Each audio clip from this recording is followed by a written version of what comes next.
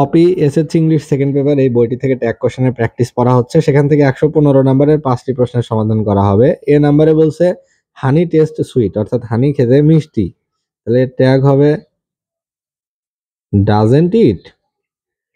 B নাম্বারে বলছে nothing comes out of nothing,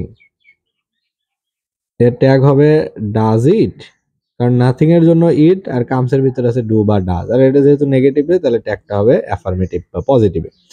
C নাম্বারে বলছে sinner suffer in the long run, তাহলে সিনারের জন্য দে আর সাফারের ভিতরে আছে ডু বা ডাজ, তাহলে ডোন্ট দে।